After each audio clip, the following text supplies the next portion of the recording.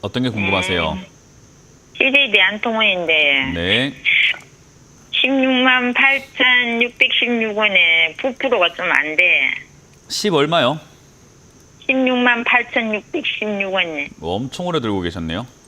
예, 지금 주매를 한번 하는 시점을 놓쳐가지고. 맞네요. 이거 어떻게- 충분히 작년에 했었어도 됐는데 많이 빠져서 했어야 되거든요, 이거는. 예, 그래가지고 다시 또 좀 내려오는 것 같아서 어떻게 해야 되나 싶어가지고. 일단 사실 진짜 이게 주식이라는 건요. 한 번 타이밍 놓치면 그 다음 타이밍 잡기가 좀 많이 어렵고 시간을 좀 많이 기다려야 돼요. 그러니까 생각하시는 것보다 좀 많이 기다려야 돼요. 이거 어쩔 수가 없어요. 그래서 저는 항상 이제 매도 타이밍 너가 수익 나면 좀 팔아라. 그 타이밍 놓치고 나면 다시 또 수익 내서 팔기까지가 좀 오래 걸릴 수 있다라는 이야기도 많이 해드리거든요. 근데 많은 분들께서 이렇게 매도 타이밍도 놓쳐버리고 매수 타이밍도 놓쳐버리는 경우들이 좀 많아요. 그래서 제가 아유 뭐 작년에 뭐 했습니까? 상담 전화 좀 하시지 이런 좀 아쉬움이 남는 거예요 항상. 예, 작년에 좀 그 상담 아무래도 전화를 좀 하셨으면은 추가 매수 해라고 저 말고도 다른 전문가들이 아마 이야기해 줬을 것 같은데 이거는 여기서는 이 전화가 안 되더라고요. 자꾸 해야죠. 그러니까 전화가 안 되니까 에이 안 해야지가 아니라 내 돈이 걸리는데 자꾸 해야지요. 빨리 해야죠. 그러니까 저희가 방송을 8시에 시작하잖아요. 만약에 그러면 네. 8시에 시작하면 7시 한 55분 그때부터 전화를 받으시는 분들도 있기 때문에 그때부터 빨리빨리 하면 선착순으로 빨리빨리 해줘요. 그러니까 네. 빨리빨리 전화를 하고 빨리빨리 내가 연결하려고 해야 되는데 어제 했는데 안 되니까 내가 안 해야지 이래버리면은 사실 뭐 그렇게 해서 상담을 안 받고 스스로 할 수 있으면 상관없는데 못 하잖아요. 그죠? 그러니까 이게 이제 시간이 이렇게 좀 지나고 나니까 너무 안타까운 거예요. 이게 진짜 작년에 추가 매수를 아마 제가 아니더라도 다른 전문가님들도 추가 매수 해라 했을 것 같고 그 다음에 이렇게 올라올 때 아마 뭐 수익 아니어도 본전은 충분히 나올 수 있지 않았을까라는 생각이 좀 들거든요.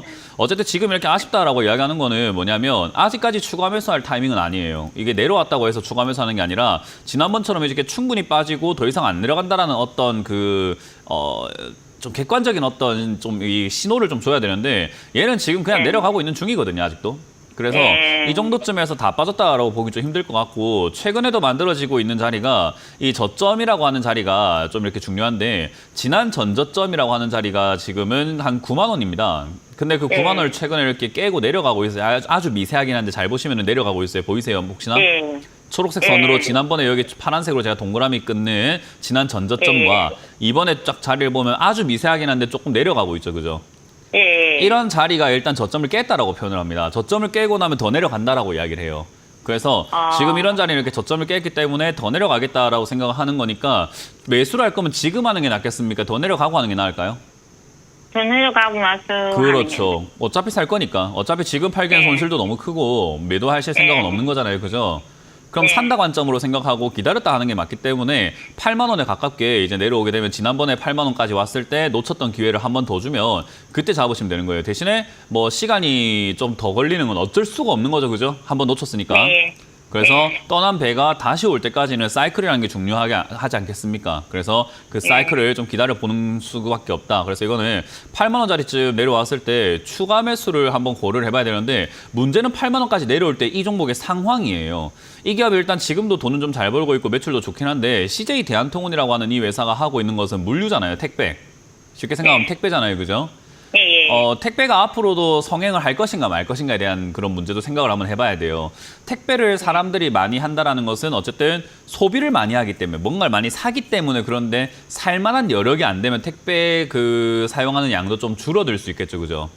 예. 근데 아마 선방은 할 수 있겠으나 일단은 그 소비 여력이 얼마나 주느냐에 따라서 좀 다를 것 같아요. 왜냐하면 소비가 준다, 결국 우리가 밖에 나가지 않는다 쪽으로 봐야 되거든요. 그러면 집에서 택배를 할 수 있기 때문에 어느 정도는 상쇄가 될 것 같긴 한데 이게 폭발적으로 다시 올라갈 수 있을까 좀 더 기다려봐야 될 것 같습니다. 어쨌든 이제 해상 운임이라든가 뭐 이런 전쟁 리스크라든가 이런 것들 때문에도 주가가 영향을 많이 받기 때문에 8만 원 정도까지 내려왔을 때 제가 예상한 것처럼 어느 정도 상쇄가 되는 그림이라고 한다면 추가 매수가 충분히 가능할 것 같아요. 그러니까 8만 원쯤 왔을 때 오자마자 전화해봤자 좀 더 기다리세요라는 말밖에 못해요. 그렇기 때문에 8만 원 정도 자리 왔을 때 한두 달 정도 또는 뭐 좀 더 여유가 있다면 3개월 정도 지켜보자 말자 저희 방송 시간 딱 기다렸다가 7시 55분 되면 뭐 해야 돼요?